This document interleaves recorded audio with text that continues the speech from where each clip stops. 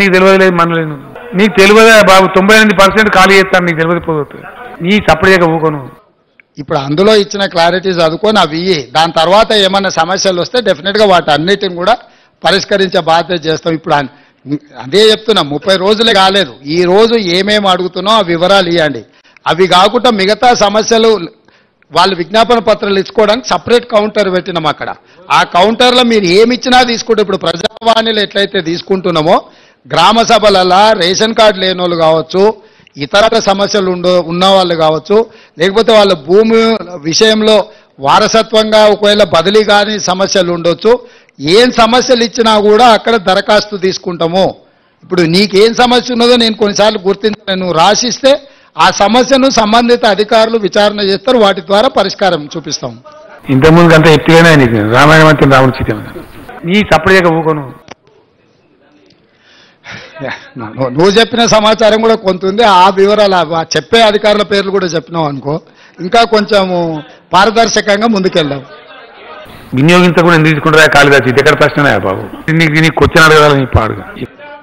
మంచిదే కదా, shadow team ఎందుకు? నిన్నటి వరకు మీరే మంత్రులు కదా, నిన్నటి వరకు మీరు మంత్రులు చేసిన వాళ్ళు మీ దగ్గరనే ఉన్నారు కదా, ఓడినా గెలిచినా. వాళ్ళనే షాడో మినిస్టర్స్గా పనిచేయమని ఉన్నారు. మంచిదే కదా, ఇన్ని రోజులు పని చేయలేదు, ఒళ్ళొంచలేదు. ఇప్పుడన్నా ఒళ్ళొంచ పని చేయండి. షాడో మినిస్టర్ ఉంటే తప్పేముంది?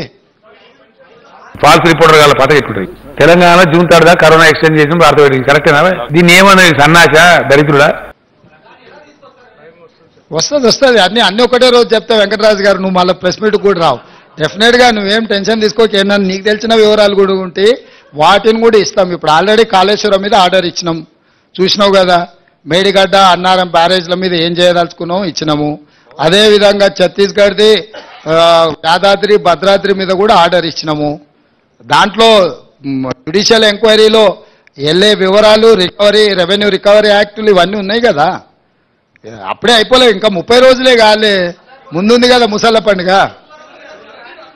తమ్ముడు నీకేదో కిరికిరి పంచాయతీ పెట్టాను సార్ కోరుకున్నట్టున్నది.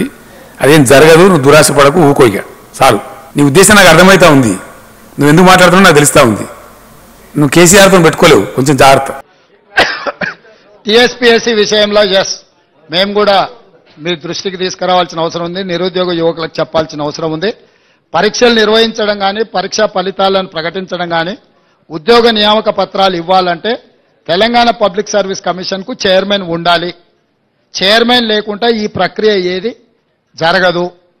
ఇది న్యాయపరంగా చెల్లదు, అక్కడ ఉన్న చట్టం కూడా అనుమతించదు. ఇప్పుడు ఉన్న చైర్మన్ గారు మిగతా సభ్యులు రాజీనామా పత్రాలు సమర్పించారు.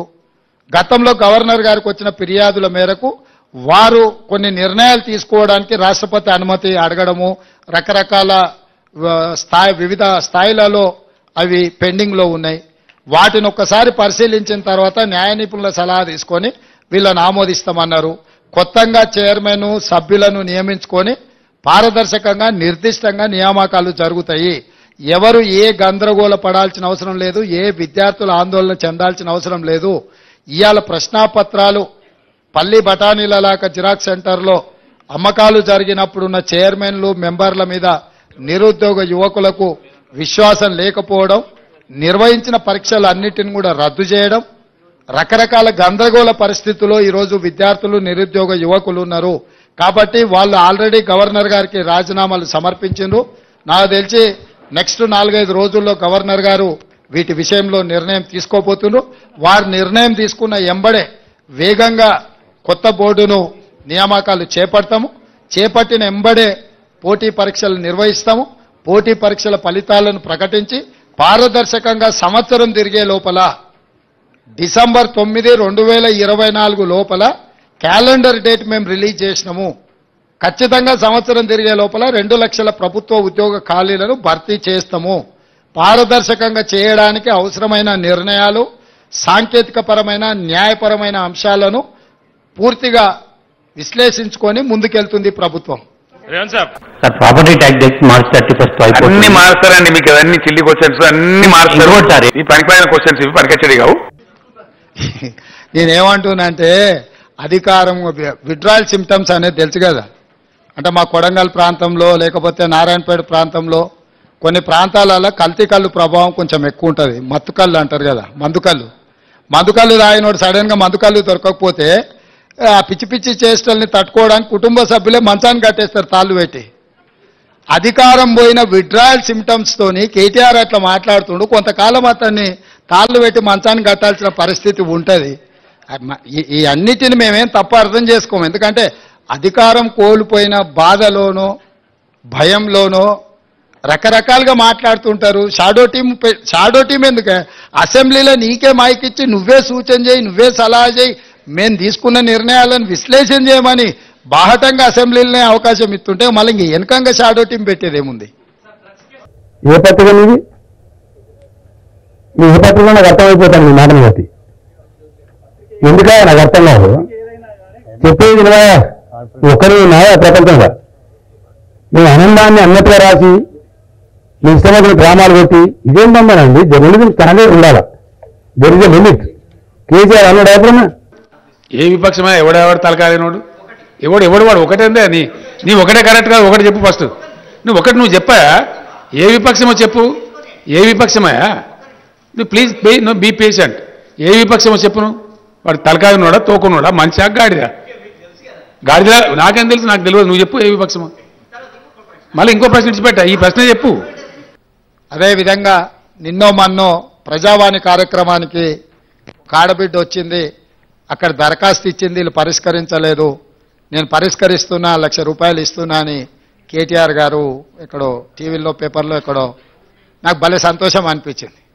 నీ 1,00,000 కోట్లలో ₹1,00,000 అన్న నీ మొడలు వంచి పేదోళ్ళకు వంచిపించిన ప్రజావాణి విజయవంతమైనట్టే కదా. ప్రజావాణి ఏంది?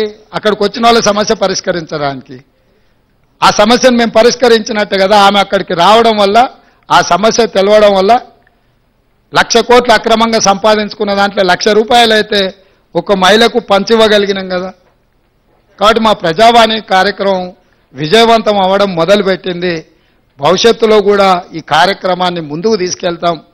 ప్రారంభంలో చిన్న చిన్న అంశాలు ఏమన్నా ఉన్నా మీడియా మిత్రులందరూ కూడా ఇది మీ బాధ్యతగా భావించి దాన్ని బాగా ముందుకు తీసుకెళ్లడానికి సహకరించాల్సిందిగా కోరుకుంటూ, ఇంకా 99,999 కోట్ల రూపాయలు కేటీఆర్ దగ్గర ఉన్నాయి. 1,00,000 కోట్ల సంపాదనలో 1,00,000 పోయినా మిగతాది ఉంది. కాబట్టి మిగతాయి కూడా పంచాల్సిన పరిస్థితి, పంచిపించాల్సిన గత్యంతరం లేని పరిస్థితి వాళ్ళకు కల్పిస్తాం. తప్పకుండా పంచక తప్పదు.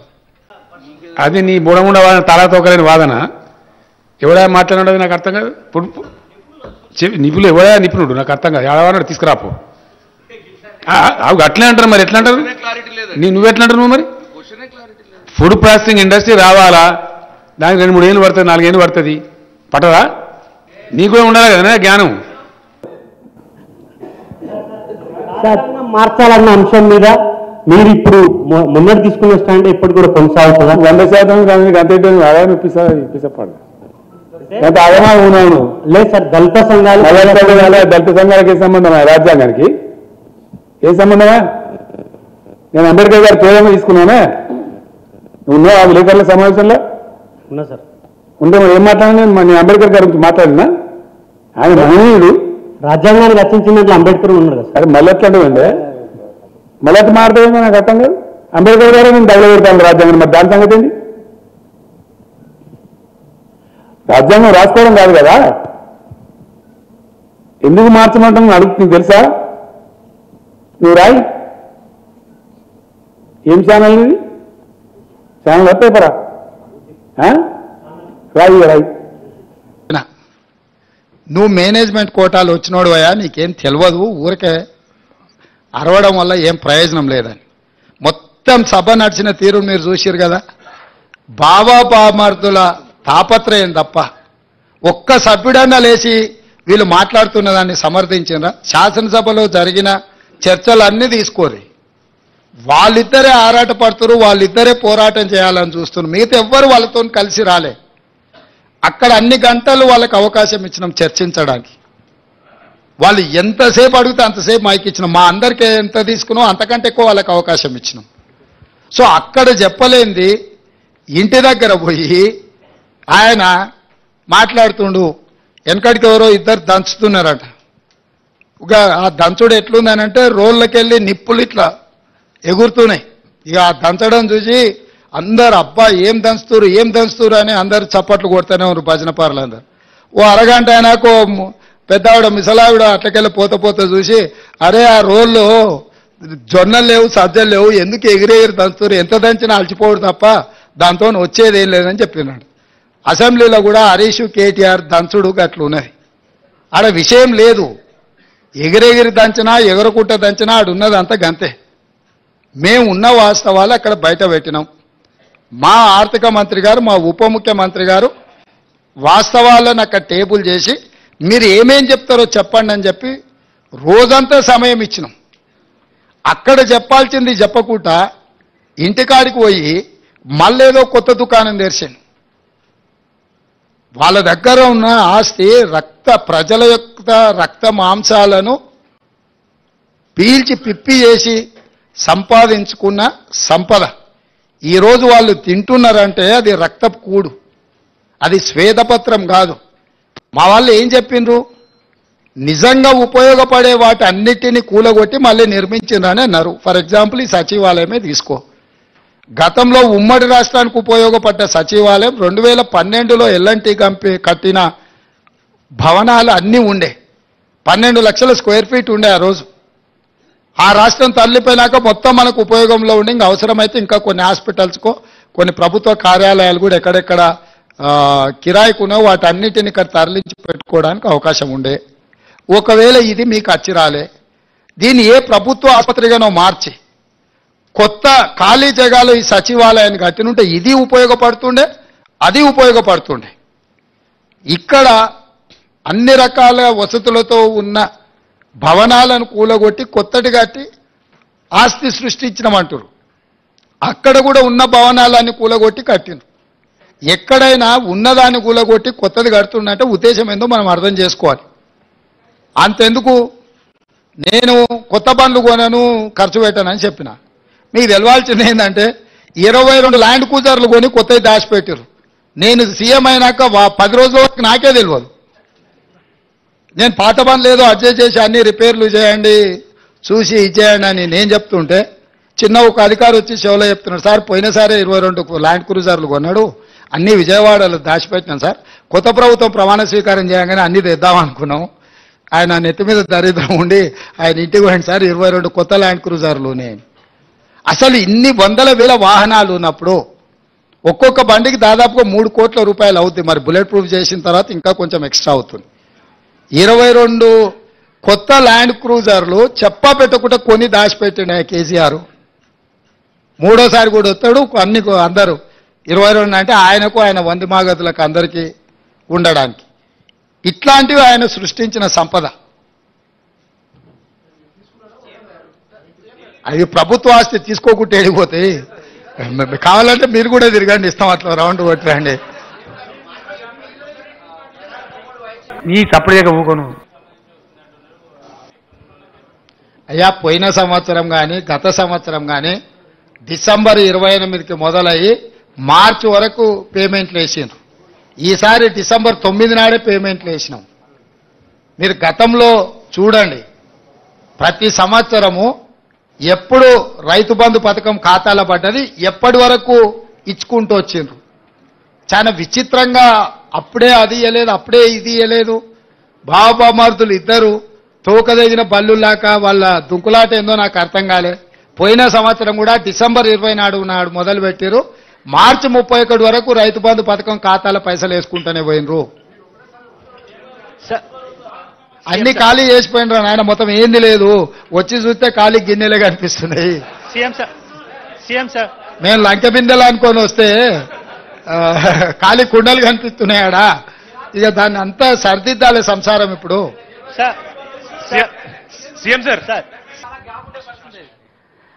గత ప్రభుత్వంతో చాలా కామెంట్ చేశారు. గతంలో గవర్నర్ కూడా కొన్ని కామెంట్ చేసినప్పుడు మీరు కూడా మద్దతు తెలిపారు, ఒక ఆడపిల్లని అట్లా అనొద్దు అని.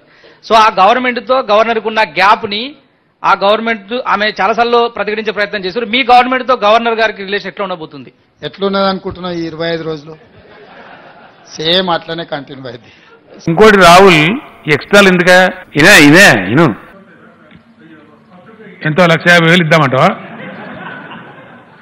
ఎందుక పనికిమాలిన రాహుల్ నాకు అర్థం కాదు కానీ నాకు తెలియదా ఎన్ని ఇస్తామో మాకు తెలియదా రైస్తో పాటు ఇస్తున్నాం తెలుసా ఇది జోక్స్ లాగా మాట్లాడతారా నువ్వు ఇంత పెద్ద విలేజ్ ఇంత సీరియస్ మంచి నువ్వు సీనియర్ మంచి sorry very sorry this most irresponsible attitude అంటారు దీన్ని నేను ఏమనుకోవద్దు నువ్వు దయచేసి this will be considered as a silliest question most irresponsible and not fit for the situation CM గారు ఏం చిల్లర పాలిటిక్స్ నాకు అర్థం కాదు ఇదావా ఇంత ఉదారంగా డబ్బులు ఇస్తే ప్రభుత్వాన్ని బంద్ చేసుకొని this is out of budget I'm giving you know బియ్యం ఇచ్చి 1500 ఇస్తే చాలదానే నాకు అర్థం కాదు కానీ సీఎం గారు అర్థం లేకుండా చేయదు కదా మీరు నెగిటివ్ చేయదు కదా ఎప్పుడు కూడా ఎందుక నెగిటివ్ సెన్స్ నాకు అర్థం కాదు ఇంత క్రైసిస్ సిచ్యువేషన్లో please I'm very sorry this attitude you have to change mister Rahul 20,000 మంది వచ్చి ఆల్రెడీ ఉన్నారు కదా సార్ మీరే చెప్పారు 20,000 మంది వచ్చారు ఈ వారం 10 రోజులలో అంటే ఏం చేద్దామంటావు మరి ఏం దిక్కుమాలిన ప్రశ్న ఇదొకటి ఏం చేద్దామంటావా ఇక ప్రశ్న నావా నాకు అర్థం కాదు ఏ పేపర్ మీది ఏం ట్రైనింగ్ ఇచ్చారు మీ పేపర్లో ఇదే పేపర్ ట్రైనింగ్ ఇచ్చినారు మీకు ఏం పనికిమాలిన ప్రశ్న అడతావా ఈ టైంలో this will be considered as a silliest question most irresponsible and not fit for the situation this attitude you have to change mister Rahul CM sir sir Rahul sir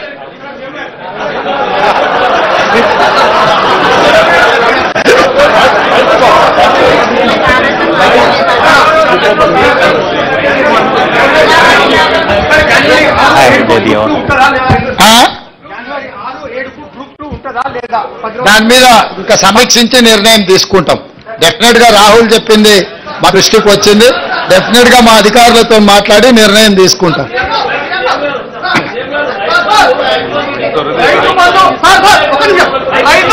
Rythu Bandhu 100 ఎకరాలకు ఇవ్వడం సాధ్యమవుతుందా కాదా రైతు బంధు ఎన్ని ఎకరాల వరకు ఇస్తారు వాస్తవానికి 100 ఎకరాలు ఉన్నప్పుడు రైతు బంధు అవసరమా మీ సూచన ఏంది సార్ 100 ఎకరాలు ఉన్న వాళ్ళకి ఇవ్వద్దు మినిమం లిమిటెడ్ పెట్టండి చీఫ్ సెక్రటరీ గారు వారి పేరు వారు ఇచ్చిన సూచన రాసుకోండి ఎగ్జామిన్ చేద్దాం సార్ నీకు తెలియలేదు మనలేదు నీకు తెలియదా బాబు ఇంతకుముందు అంతా ఎత్తుగానే నీకు నీ సప్పుడు చేయక ఊకోను सर आपकी सरकार ने बीआरएस गवर्नमेंट पे आरोप लगाया है कि they have made this state a dead ridden state तो आप इसको कैसे सरप्लस करेंगे और साथ ही साथ जो लोन्स लिए हैं उसको आप कैसे फिर से वापस प्रॉपर स्टेट में लाएंगे जो मिसयूज करना छोड़ दिए तो स्टेट सरप्लस हो जाएगा जितना मिसयूज कर दिए कि आदत हो गए उनको आदत से मजबूर हो गई केसीआर सरकार ने पिछले सरकार जो भी रिसोर्सेस है